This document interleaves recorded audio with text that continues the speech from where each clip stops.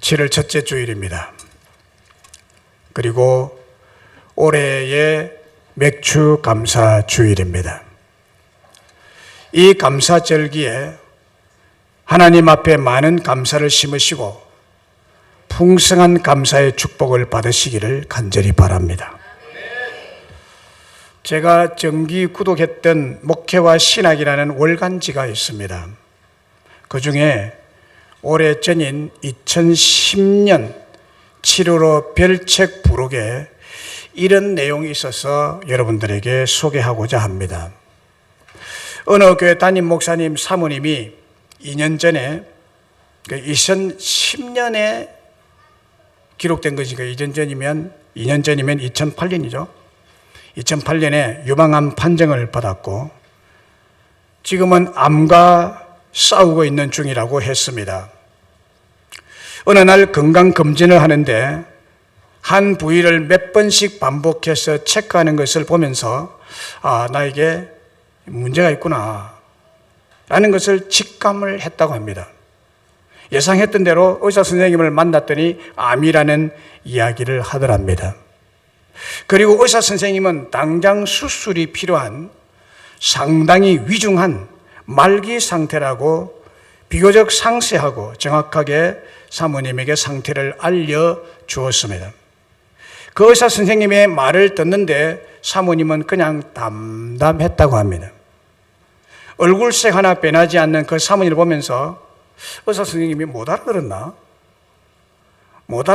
보다라고 생각하고 의사 선생님이 다시 확인해 주더랍니다. 그래서 사모님이 이렇게 대답했답니다. 선생님, 그럼 제가 통곡이라도 해야 되나요? 기절이라도 해야 할까요? 라고 했답니다.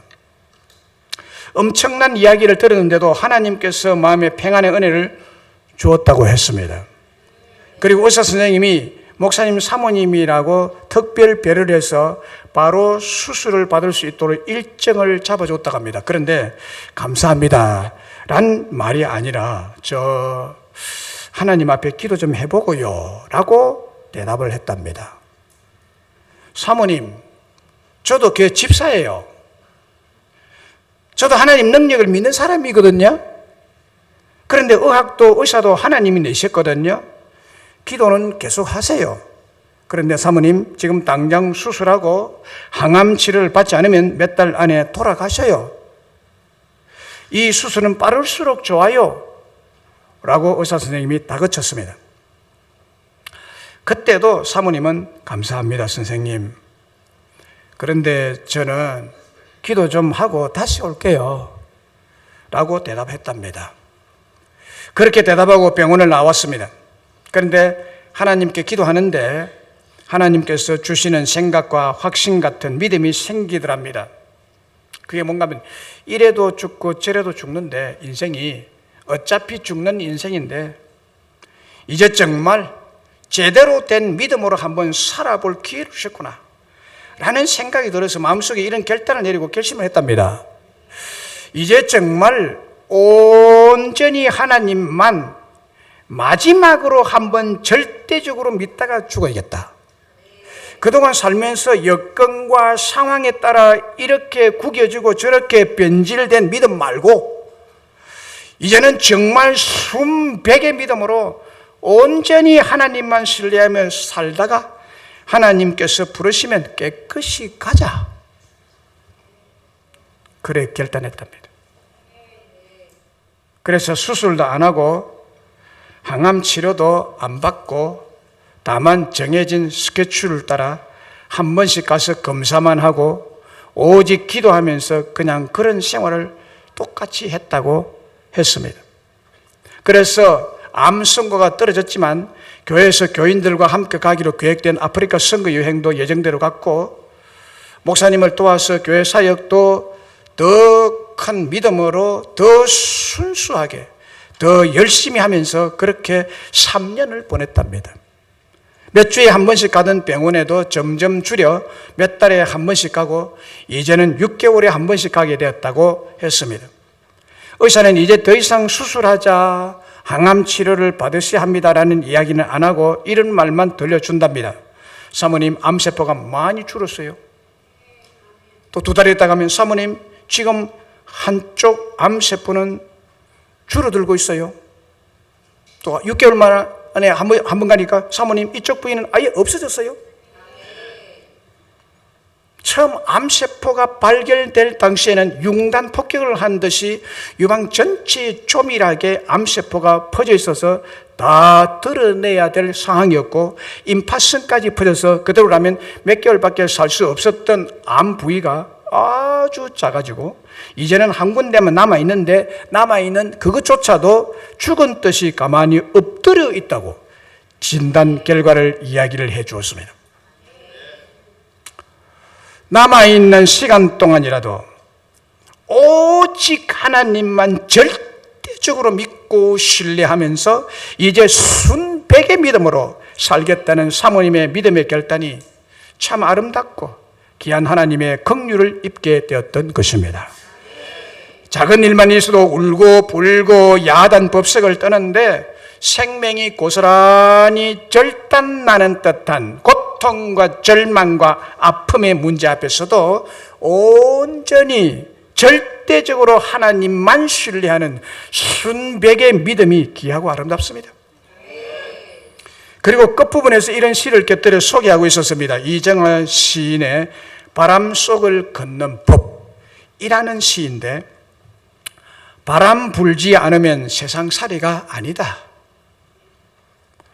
그래, 산다는 것은 바람이 잠자기를 기다리는 게 아니라 그 부는 바람에 몸을 맡기는 것이다. 바람이 약해지기를 기다리는 게 아니라 그 바람 속을 헤쳐나가는 것이다. 두 눈 똑바로 뜨고 지켜볼 것, 바람이 더 셀수록 왜 여는 높이 나는지. 이른 아침 냇가에 나가 흔들리는 풀꽃들을 보라. 왜 흔들리는지 하고, 많은 꽃들 중에 하필이면 왜 풀꽃으로 피어났는지 누구도 묻지 않고 다들 제자리에 서 있다. 이름조차 없지만 꽃이 필 때면 흐드러지게 핀다. 눈길 한번 안 주기에 내 멋대로 내가 바로 세상 중심 당당하게 핀다 라고 했습니다. 그렇습니다. 인생을 살다 보면 거센 강풍도 만나고 온몸을 얼어붙게 하는 겨울 칼바람도 있습니다. 바람이 불지 않으면 세상살이가 아니라고 한 말은 진리입니다. 어찌 목사라고 목사 아내로 살고 있다고 바람을 안 맞으며 그렇게 세찬 강풍 칼바람이 부는데 어찌 목회자 가정이라고 흔들리지 않겠습니까? 그런데 마지막 시한부 사형 선고를 받고 하나님을 향한 구겨지지 않고 얼룩지지 않은 순백의 믿음, 순백의 영혼으로 담담히 서서 인생의 마지막을 하나님 앞에 부끄럼 없이 정리하려는 사모님의 간증을 읽고 제 마음이 먹먹했으며, 순백의 믿음으로 마지막을 온전히 하나님의 처분에 맡겨 하나님만 신뢰하며 살다가 하나님께서 부르시면 깨끗이 가자라는 그 마음을 느끼면서 참 마음이 아프고 참 눈물이 났습니다. 오늘 본문의 말씀을 보세요. 야곱의 일생에는 그의 삶의 전부를 뒤흔들어 놓는 고난과 고통의 바람이 얼마나 많았습니까? 너무 많은 바람을 맞으며 싸우다 보니 늘어난 것이라고는 잔머리였고 장깨뿐이었습니다. 가장 사랑했던 아내를 먼저 보내고 또 노년에는 가장 사랑했던 아들을 잃고 눈물의 세월을 살아가야 했던 삶이 야곱의 일생이었습니다.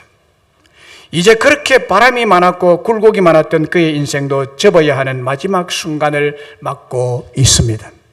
온몸을 움츠리게 하고 얼어붙게 만들었던 찬바람이 얼마나 많이 불었던 인생이었습니까? 그 힘든 인생을 다 마치고 이제는 야곱이 죽음 앞에 서 있습니다. 아무리 장깨가 발달하고 잔머리를 굴리는데 천재라 해도 죽음은 비켜갈 수가 없었습니다. 그 죽음 앞에서 야곱이 마지막으로 했던 일이 무엇일까요?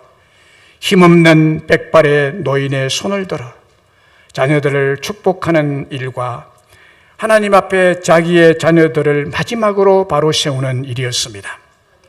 오늘 본문이 바로 이스라엘이 12 아들, 곧 12 지파를 축복하고 있습니다. 죽음을 앞둔 할아버지가 병석에서 혹은 힘이 다 빠진 다리를 절며 새벽에 나와 기도의 제단을 쌓으며 아이들 이름을 하나하나 불러가며 간절하게 기도하는 아름다운 모습을 대하게 됩니다. 이날까지 살아온 인생을 돌아보니 주님의 은혜 아닌 것이 하나도 없었습니다. 그 하나님의 은혜에 감격해서 야곱은 인생의 마지막 끝자락에서 그 은혜와 축복을 자녀들에게 내려주고 있습니다. 특별히 오늘 본문의 말씀은 요셉의 생애를 요약할 뿐만 아니라 요셉에 대한 예언이며 명령의 말씀이며 축복과 은혜의 말씀입니다. 성경에 대해서 여러 가지로 비유해서 말하는데 저는 우리 앞에 있는 이 성경을 성령의 영감으로 기록하신 간증책이라고 말하고 싶습니다. 왜냐하면 성경에는 하나님께서 택하시고 함께 하시고 축복하셔서 위대하게 만드신 사람들의 이야기, 간증들, 하나님께서 축복하셔서 받게 된 축복들이 다양하게 기록이 되어 있고 간증이 되고 있기 때문입니다. 그 사람들에게 나타나셨던 것처럼, 그 사람들에게 축복하셨던 것처럼 오늘날도 동일하신 하나님께서 성경을 읽는 저와 여러분들에게 똑같이 역사하실 분이라는 것을 교훈하고 있기 때문입니다. 오늘 본문에서 창세기 37장 이후에 나오는 오래전의 요셉의 이야기를 하고 있습니다. 오래된 요셉의 이야기는 바로 오늘의 이야기이고 그 요셉의 이야기의 의미가 무엇일까요? 그 의미는 너도 바로 그런 사람이 될 거야. 바로 너를 요셉같이 만들어 줄 거야. 야곱의 전능자 이스라엘의 반석인 목자의 손으로 너를 요셉같이 만들어 줄 것이야 라는 암시적 축복이 내포되어 있는 말씀입니다. 그렇다면 요셉의 하나님께서 오늘 우리에게 내려주실 축복이 무엇이라고 합니까? 그 축복은 요셉의 하나님께서 우리를 요셉같이 도우실 것이라는 것입니다. 내가 너를 요셉같이 도우리라. 23절로 25절에 활 쏘는 자가 그를 학대하며 적개심을 가지고 그를 쏘았으나 요셉의 활은 도리어 굳셈이여 그의 팔은 힘이 있으니 이는 야곱의 전능자 이스라엘의 반석인 목자의 손을 힘입음이라. 네 아버지의 하나님께로 말미암나니 그가 너를 도우실 것이요 전능자로 말미암나니 그가 내게 복을 주실 것이라 라고 했습니다. 여기에 보면 그가 너를 도우실 것이요 라고 했습니다. 활 쏘는 자가 그를 학대했다. 원수가 적개심을 가지고 그를 쏘았다라는 표현은 요셉에게도 엄청난 대적자들, 원수들이 그를 학대하고 공격하고 그를 죽이려고 활을 쏘아댔다고 합니다.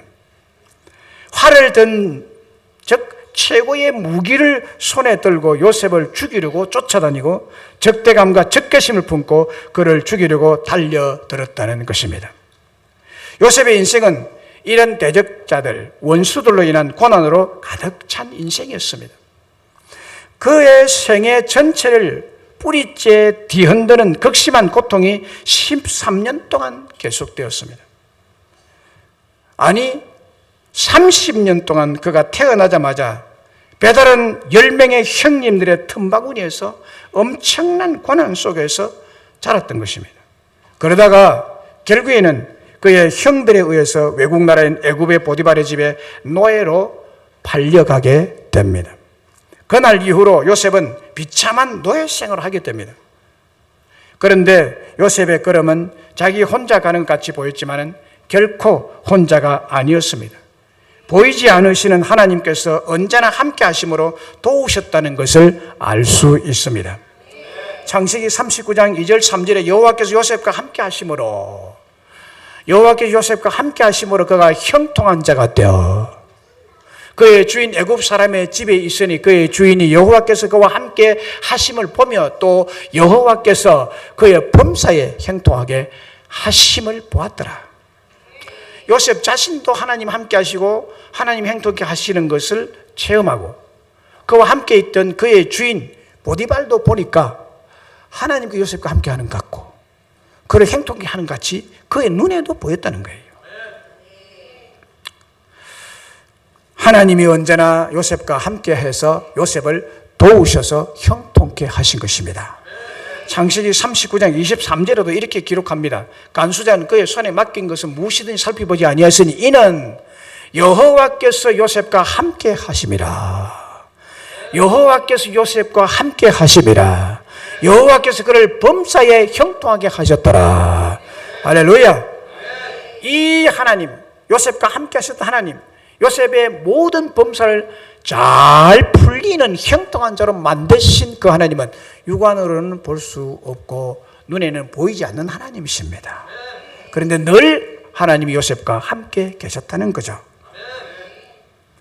보디발의 집에서 종살이 할 때도 여호와께서 요셉과 함께 하심으로 그를 형통한 자가 되도록 도우셨습니다.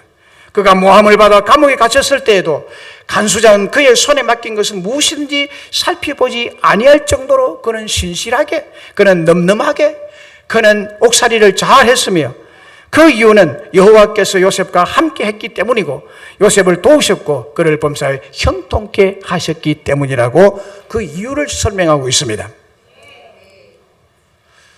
다니엘서 3장에도 보면 똑같은 이야기를 기록하고 있습니다.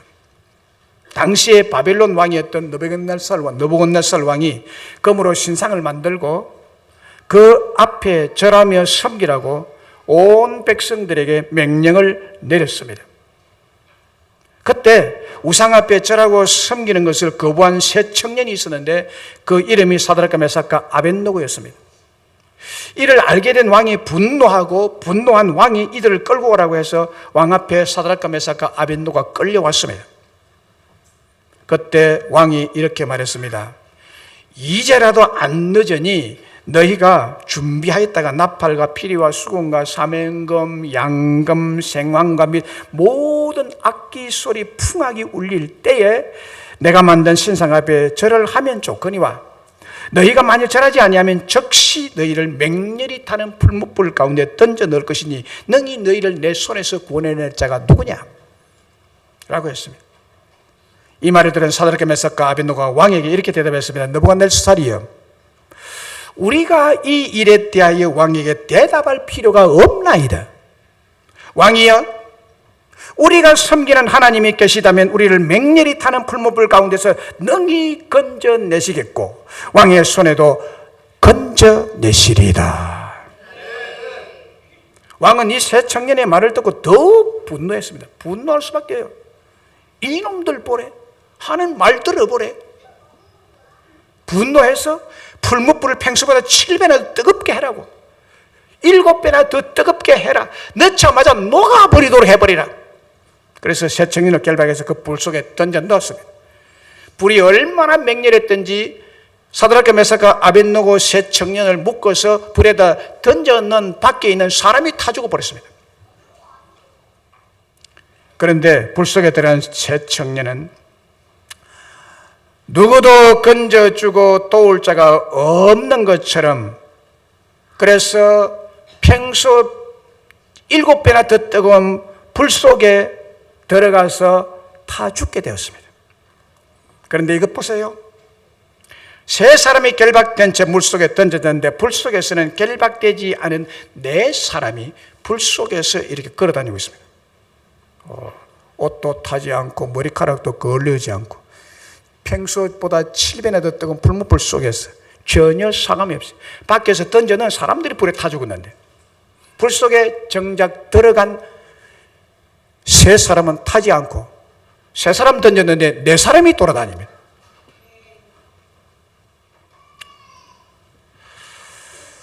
이 사실을 느부갓네살 왕이 두 눈으로 똑똑히 보았습니다. 세상에 이것이 웬일이냐? 세 청년 세 사람을 결박해서 불에 던져 넣지 않았느냐? 그런데 왜 네 사람이냐? 그런데 저 네 사람, 네 번째 사람은 신의 아들 모양 같도다. 그렇게 말했습니다. 그리고 느부갓네살이 이렇게 물었습니다. 사드락과 메삭과 아벳느고야, 너희들 살았느냐? 예, 살았습니다. 너희들이 나와봐라. 나왔습니다. 나오니까 네 사람이 안 나오고 세 사람 나왔습니다. 한 사람 또 없어졌습니다. 이것을 본 느부갓네살 왕이 이렇게 고백합니다. 다니엘서 3장 28절에 느부갓네살이 말하 이르되 사드락과 메삭과 아벳느고의 하나님을 찬송할지로다. 그가 그의 천사를 보내서 자기를 의뢰하고 그들의 몸을 바쳐 왕의 명령을 거역하고 그 하나님 밖에는 다른 신을 섬기지 아니하며 그에게 절하지 아니한 종들을 구원하였도다. 하나님은 이렇게 도우시는 분이세요. 구원하시는 분이세요. 오늘 우리들을 도우시고 구원하시는 하나님도 되십니다. 오규원 시인의 만물은 흔들리면서라는 또 시가 있습니다. 그 시의 내용이 이렇습니다. 만물은 흔들리면서 흔들리는 만큼 튼튼한 줄기를 얻고 잎은 흔들려서 스스로 살아있는 잎인 것을 증명한다. 바람은 오늘도 분다. 수만의 잎은 제각기 잎을 엮는 하루를 가누고 들판의 슬픔, 들판의 고독, 들판의 고통, 그리고 들판의 말똥도 다른 곳에서 각각 자기와 만나고 있다. 의미 있는 시죠. 인생을 살다 보면 어려움도 있고 고통도 있고 세찬 북풍 한슬이 불어올 때도 있다는 것입니다. 내 인생을 송두리째 꺾어 놓을 듯 다가오는 시련의 바람도 맞을 때가 있습니다. 그러나 눈에 보이지 않을지라도 요셉의 하나님께서 죽음의 구덩이에 빠진 요셉과 함께 하심으로 요셉을 도우셨듯이 꼭 같이 우리와도 함께 하시고 우리를 도우시고 계시며 앞으로 계속해서 도우심으로 죽음의 구덩이에서 구해내실 것을 믿습니다. 그리고 요셉의 하나님께서 오늘 우리를 어떤 사람이 되게 하십니까? 하나님이 우리를 요셉같이 복 있는 사람이 되게 하십니다. 오늘 본문의 요셉은 무성한 가지 곧 샘 곁에 무성한 가지라 그 가지가 담을 넘어도다. 요셉의 가지가 담을 넘어도다 라고 하고 네 하나님 아버지께로 말미암나니 그가 너를 도우실 것이요 전능자로 말미암나니 그가 내게 복을 주실 것이라. 위로 하늘의 복과 아래로 깊은 샘의 복과 젖먹이는 복과 태의 복이로다. 네 아버지의 축복이 내 선조의 축복보다 나아서 영원한 산이 한없음같이 이 축복이 요셉의 머리로 돌아올 것이며 그 형제 중에 뛰어난 자의 정수리로 돌아오리라. 요셉은 무성한 가지 곧 샘 곁에 무성한 가지라고 했습니다. 이 말씀은 요셉의 생애와 그에게 내려진 축복을 정확하게 나타내 주는 말씀입니다. 그리고 잎사귀만 무성한 가지라는 뜻이 아니라 결실로 열매가 가득 찬 가지라는 뜻입니다. 요셉을 보면 본래 열매가 무성한 가지가 될 가능성은 조금도 없었던 사람이었어요. 그는 노예로 팔렸고 나중에 설상가상으로 누명까지 쓰고 대역죄 반역의 죄를 지은 죄인들이 갇히는 감옥에 수감되므로 언제 처형될지 모르는 무기수로 옥살이를 하게 됩니다. 이 옥에 갇혀서 잘 살아나오기가 힘든 감옥입니다. 그런데 이 사람은 누명까지 썼습니다. 이 요셉은 살아나올 가능성은 전혀 없습니다. 그래서 그는 살았으나 죽은 목숨이었습니다. 그래서 그는 절대로 무성한 가지가 될 수 없었던 인생이었습니다. 그러나 살아계신 하나님께서 신비롭고 놀라운 축복으로 그의 생애를 활짝 열어주시니 가지가 무성한 나무가 될 수 있었고 담을 넘어갈 정도로 풍성한 그런 복을 받게 된 줄로 믿습니다. 그가 너를 도우실 것이요 전능자로 말미암나니 그가 내게 복을 주실 것이라. 위로 하늘의 복과 아래로 깊은 샘의 복과 젖먹이는 복과 태의 복이로다. 네 아버지의 축복이 내 선조의 복보다 나아서 영원한 산이 한없음 같이 이 축복이 요셉의 머리로 돌아오며 그 형제 중 뛰어난 자의 정수리로 돌아오리라고 했습니다. 이 복은 이 지금 방금 말씀드린 이 복은, 오늘 본문에 기록된 이 복은 이스라엘인에게는 가장 풍요롭고 최고의 축복을 의미하는 하나님의 복 주심을 나타내는 표현이에요. 최고의 복을 내리신다는 뜻이에요. 한마디로 깜짝 놀랄 축복을 말하고 있습니다. 하늘에서 내리는 이슬의 복, 이 이슬의 복은 모든 생명체를 힘있게 자라게 하는 하늘의 보물이라고 합니다. 또 땅 깊은 곳에 저장된 샘물의 복은 메마른 중동 땅에서는 얼마나 크고 놀라운 축복인지 모릅니다. 우리나라는 이 복이 그렇게 큰 복으로 여기지 않죠. 왜냐하면 땅만 파면 물이 펑펑 쏟아지니까. 어디에 파도 물은 펑펑 납니다. 중동 지역에는 아무데나 꼽으면 새카만 피치가 올라옵니다. 샘물은 없습니다. 그런데 이 샘물의 복, 깊이 간직해놓은, 하나님께서 숨겨놓은 이 생수 샘물의 복은 중동 땅에서는 가장 놀라운 축복이에요. 젖먹이는 복과 태의 복은 자손의 번성의 복으로서 요셉의 가정을 향한 최고의 축복이 아닐 수가 없습니다. 우리 한국식으로 요셉이 받을 축복을 표현한다면 이렇습니다.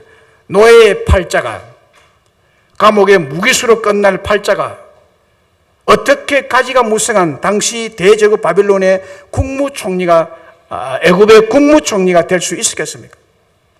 밤을 지새워 뼈 빠지게 공부한다고 될까요? 무슨 백으로 될까요? 아버지 집에서 최고의 좋은 교육과 사랑을 받고 자란다고 이 일이 가능할까요? 애굽의 국무총리가 되는 것이 가능할까요? 요셉이 받은 축복은 이 모두가 인간의 힘으로는 불가능한 복입니다. 오직 하나님께서 요셉에게 허락하신 파격적인 은혜와 파격적인 축복으로 가능한 일입니다.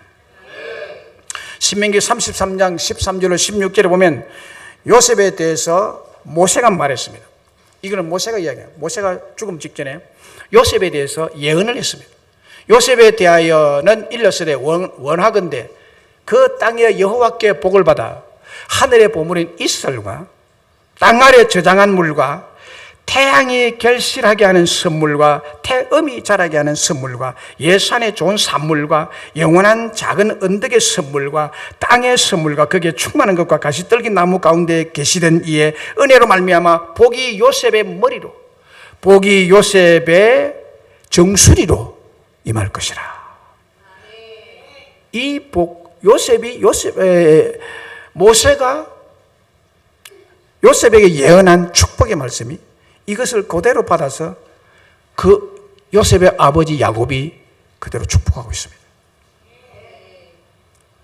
모세를 통해서 요셉 지파, 그리고 요셉을 통해서 허락된 두 지파에게 주어진 축복을 예언하고 있는데 오늘 본문의 축복 말씀과 똑같은 뜻의 말씀입니다.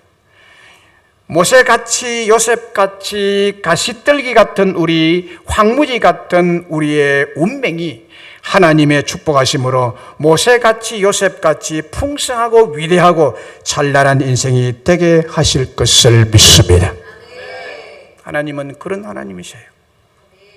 창세기 45장 27절 28절에 그들의 아버지 야곱은 요셉이 자기를 태우려고 보낸 수레를 보고서야 기운이 소생한지라 이스라엘에 대해 조카도다. 내 아들 요셉이 지금까지 살아있으니 내가 죽기 전에 가서 그를 보리라.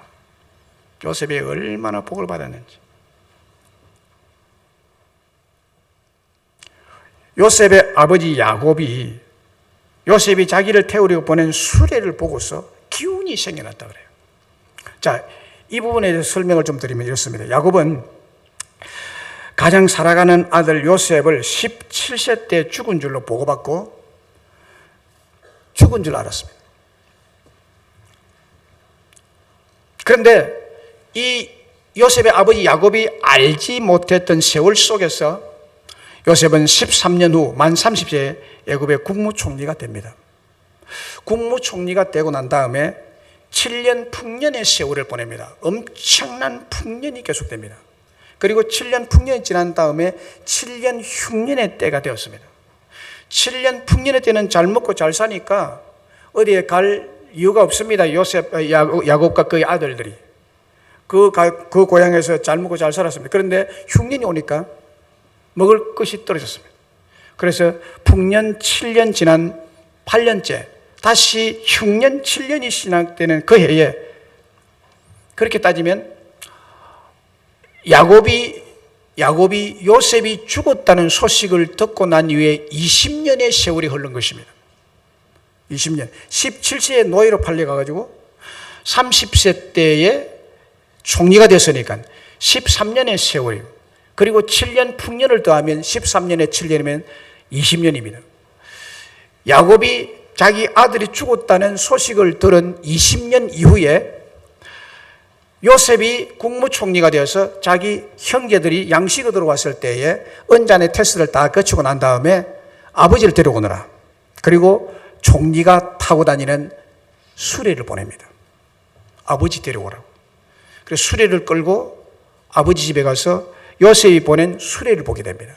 이게 보니까 요셉이 자기를 태우려고 보낸 수레를 보고서 그 기운이 소생하니라. 다시 기운이 생겨나서 자기가 가장 사랑하는 아들이 살아있다니, 그가 국무총리가 돼서 나를 태우는 버금 수레를 보냈다니, 세상에 이런 일이 있느냐. 야곱이요, 요셉이 죽었다는 소식을 듣고 난 다음에 기운이 다 떨어지고요, 세상에 살 소망이 다 떨어졌습니다. 그래서 기운 다 빠졌습니다. 기운이 다 빠지고 난 다음에 20년 세월 동안 한탄과 한숨과, 그것이 기록이 되어 있지 않지만은 원망하며 살았을 것으로 추정이 됩니다. 왜냐하면 요셉이 죽었다는 소식 이후에 야곱의 삶에 대한 것은 하나님을 찬양했다, 하나님을 만났다, 하나님께 기도했다, 하나님께 예배드렸다는 기사가 전혀 없습니다. 기운이 빠지고 살 소망이 다 끊어져서 하나님이고 뭐고 찾지를 않은 거예요. 그런데 20년 후 흉년이 뜨는 7년째 때는 그의 요셉을 형제들이 만나고, 애굽의 국무총리가 되어 있는 요셉이 자기 아버지 생사 여부를 묻고 아버지 살아가고 있다니까 아버지를 태울 수레를 보내게 되는 것입니다. 그 형제들이 수레를 끌고 와서 아버지, 여기에 우리 동생이 애굽 나라의 총리가 되어 있습니다. 아버지 모시고 오라고 총리가 타는 이 최고급 자동차, 승용차를 보냈습니다. 요즘 말로 하면 벤처 S클래스 이걸 보내줘요. 우리 아버지 이거 타고 오라고. 초강대국 애굽의 총리인데 얼마나 좋은 수리를 보냈겠어요. 쫙. 여기 보니까요, 요셉이 살아있다는 소식을 듣고 기운이 소생한 것이 아니라 요셉이 살아있는 증거물, 요셉이 보낸 수리를 보고 기운을 얻었다고 그래요. 여러분, 우리 하나님은요, 저와 여러분의 요셉같이 요셉의 수레를 주시는 분이세요.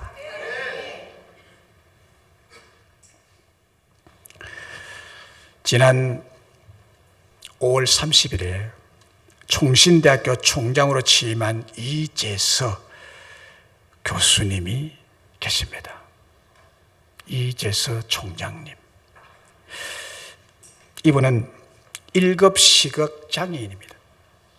총신대학 총장님은 시각장애인입니다. 그는 앞을 전혀 볼 수 없는 1급 시각장애인으로서 총신대학을 졸업하고 미국 템플 대학원에서 사회복지 행정학 석사와 럿크스 대학교 대학원에서 사회복지 정책학 박사학위를 취득한 사람입니다. 장애인으로. 그리고 귀국 후 1996년부터 총신대학 교수로 재직하다가 이번에 총장으로 선출되어 총장이 됐습니다. 그는 15세 때, 15살 때 눈을 실명하게 됩니다. 아무런 사건도 없었는데 눈이 갑자기 안 좋아지면서 실명하게 됐다고 합니다. 그리고 그 15살 때부터 이제 정상학교에 다닐 수 없고 서울 맹아학교에 들어갔는데 1973년 고3 때, 저는 고1 때인지 중3 때인지 그래요. 중3 때네요. 제가 예수 믿은 그해에 한국교회와 한국대학생 선교단체 CCC가 주최한 여의도 엑스폴로 73대 집회가 있었습니다. 그 당시에 강사였던 빌리그람 목사님의 설교를 여의도 광장에 비가 그때 참 많이 왔어요. 7월 달에. 그 비 오는 우중에 여의도 광장에서 빌리그람 목사님의 설교를 듣고 이 사람 무릎 꿇었습니다. 그 자리에서. 거기서 하나님 만납니다. 하나님 만남으로 일생을 장애인, 자기와 같은 장애인 선교를 위해서 헌신하기로 그 자리에서 결단했다고 합니다. 그 길로 총신대학에 신학을 공부하고 총시대학 3학년 때 1979년 장애인을 위한 선교단체 한국 미랄 선교단을 설립하고 지금까지 40년간 세계 미랄 연합 총재로서 성공적으로 이끌고 오고 있습니다. 지금은 총신대학 총장으로서 또 세계 미랄 연합 총재로서 헌신하고 있습니다. 사춘기 때 15살 사춘기 때 갑작스런 실명으로 왜 자기에게, 왜 나에게, 이 많은 사람들 중에 왜 나에게 이런 절망스러운 불행이 닥쳐왔는지 이해가 할 수가 없어서 수없이 죽음을 생각했다고 합니다. 근데 앞이 보여야죠. 죽을래 해도 죽을 수가 없는.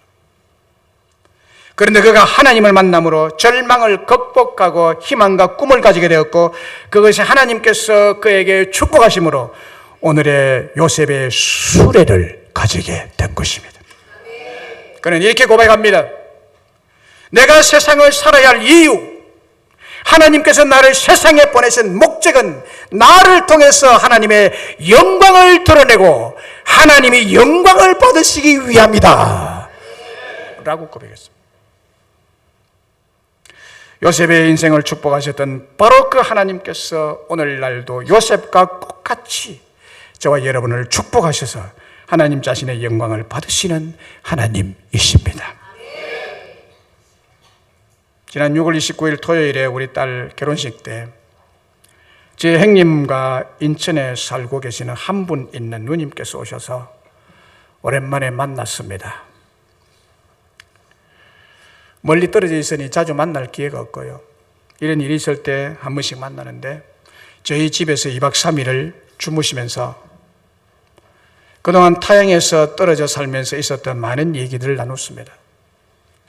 그 중에 참 중요한 한 가지는 하나님께서 목사인 저에게, 동생인 저에게, 그리고 사모인 저의 아내에게 역사하신 하나님의 축복을 눈으로 보고 감격해하고 놀라고 기뻐하셨습니다. 그리고 그동안 어려웠던 일과 함께 하지 못한 것에 대해서 눈물을 흘리시면서 계속 미안하다. 시간만 있으면 미안하다고 그 말을 계속 하고 그냥 가셨어요. 미안하다는 말만 하고 가셨어요. 그리고 참 놀라운 일은 불교가 심하고 남의 말 잘 안 듣는 우리 누님께서도 이제 교회에 나가겠노라고 약속을 하고 가셨습니다. 우리 교회 여러 성도님들의 친절하고 사랑스러운 헌신의 모습과 태도를 보고 요셉의 수레를 보는 듯 하나님께서 우리에게 축복하신 축복을 보고 마음의 상처와 실망과 염려가 다 치유가 되고 기쁨과 감격 속에서 조카 결혼식인 2박 3일의 교제를 깊이 하고 가셨습니다. 하나님께서 주신 은혜의 축복이라는 확신과 함께 저의 마음에도 감사와 감격이 있게 되었습니다. 사랑하는 여러분, 우리들이 서 있는 바로 그곳에서 생명의 복음을, 하나님의 축복의 보좌를 경험할 수 있도록 우리를 만들어주시는 좋으신 하나님이십니다. 이런 축복을 주시는 하나님께 우리의 신앙은 어떠해야 할까요? 우리의 신앙은 요셉처럼 하나님만 전적 신뢰해야 될 줄로 믿습니다. 그렇게만 한다면, 하나님만 전적 신뢰하고 전적 신뢰하는 하나님만 계속 바라본다면 요셉과 같은 축복을 누리며 나누는 자가 되게 될 줄로 믿습니다.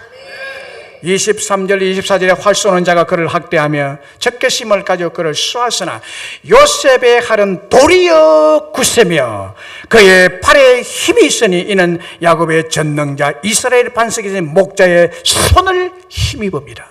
목자의 손을 힘입음이라.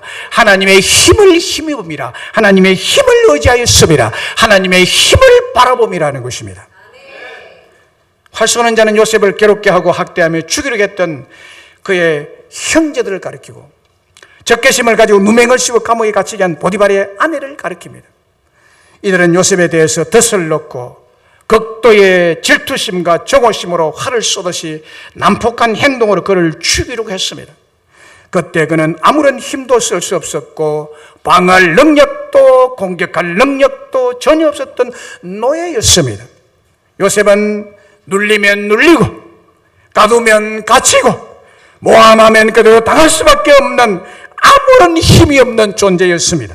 그러나 그는 전혀 염려나 걱정이나 절망을 하지 아니하고 너무나 유연하게 너무나 넘넘하게 그의 모든 대적들을 이길 수가 있었습니다. 그리고 그는 그 누구에도 해낼 수 없는 꿈을 이루어낼 수 있었습니다. 그러면 그 힘과 능력은 어디서 온 것일까요? 요셉의 힘과 능력은 전능하신 하나님을 신뢰한 그의 믿음에서 나온 것입니다. 오직 하나님만 바라보고 하나님만 전적으로 신뢰하며 살은 결과였습니다. 어디를 가나 어떤 상황에 놓였을지라도 전능하신 하나님의 손을 붙들고 있었으며 이스라엘의 반석이 되시고 목자가 되시는 하나님을 바라보고 의지하고 신뢰하고 있었기 때문입니다. 요셉은 엘샤다이의 하나님, 못하실 것이 없으신 전능하신 하나님의 손을 굳게 붙들고 바라보고 신뢰했기 때문에 강력한 대적들이라도 그들을 이길 수가 있었던 것입니다. 오늘 우리들도 인생을 살면서 깊이 물어야 할 질문이 있습니다. 이제 인생의 중반부 또는 후반부를 살고 있다면 더 진지하게 깊이 물어야 할 것이 있습니다. 지금 이 순간 내 인생에서 가장 중요한 일이 무엇일까? 이 질문을 요셉에게 물었다면 그는 어떻게 대답했을 것 같아요? 그는 분명히 이렇게 대답했을 것입니다. 신실하신 하나님 앞에 신실하게 서 있는 것이라고. 말씀의 샘 곁에서 하나님만 전적 신뢰하는 것이라고 그는 분명히 대답했을 것입니다. 요셉은 하나님의 말씀, 하나님께서 17세의 소년 때 주신 말씀의 꿈, 그 꿈의 샘 곁에 늘 있었습니다. 그 꿈을 이루어 주실 엘샤다이의 전능하신 하나님을 온전히 신뢰하며 한순간도 그 말씀의 샘, 언약의 샘 곁을 떠난 적이 없습니다. 그러므로 요셉의 인생은 그가 믿고 신뢰한 대로 말씀해 주는 꿈의 인생이 될 수가 있었습니다. 하나님께 주신 꿈을 신실하게 믿고 전적으로 신뢰하며 끝까지 그는 인생을 달려갔던 것입니다. 종살이 모함으로 감옥에까지 내려갔습니다. 그때도 그는 실망이나 절망이나 원망을 하지 아니하고 불평 한마디 없이 오직 하나님만 바라보고 하나님만 전적 신뢰했습니다. 그러므로 그는 모든 어려움과 고통, 절망과 죽음의 고비들을 무사히 넘어 전능하신 하나님의 도우심과 축복하심을 받아 누리게 되고 담을 넘어 나누는 복된 삶, 행복한 삶을 살게 되었던 것입니다. 말씀을 맺습니다. 우리가 잘 아는 대로 요셉의 이야기는 비극으로 시작된 인생이었습니다. 그는 넘어뜨리고 죽이려는 수많은 대적들에 둘러싸여 절망과 한숨, 눈물과 얼룩진 한많은 젊음의 날을 보낸 사람입니다. 그 사실을 23절에서 요약적으로 표현해 주고 있습니다. 활 쏘는 자가 그를 학대하며 적개심을 가지고 그를 쏘아댔다고 했습니다. 그런데도 요셉의 생애는 전능하시고 살아계신 엘샤다이의 하나님께서 도우셨다고 했습니다. 그리고 그 하나님께서 요셉의 생애를 행통하게 하셨고 축복하셨다고 말씀드렸습니다. 은혜의 하나님은 오늘날도 영원히 변함없이 요셉과 같이 요셉처럼 우리를 도우시고 계시며 전능하신 능력으로 축복하여 주실 줄로 믿습니다. 그러므로 우리 인생에 닥치는 환난, 우리를 절망케 하는 일들을 우리가 직접 해결하려고 나서지 말아야 합니다. 왜냐하면 그 일은 우리가 해결할 능력 밖의 일이기 때문입니다. 단지 우리가 할 수 있는 일과 우리가 해야 할 일이 있습니다. 그 일이 요셉처럼 전능하신 하나님을 온전히 신뢰하고 바라보는 것밖에 없습니다.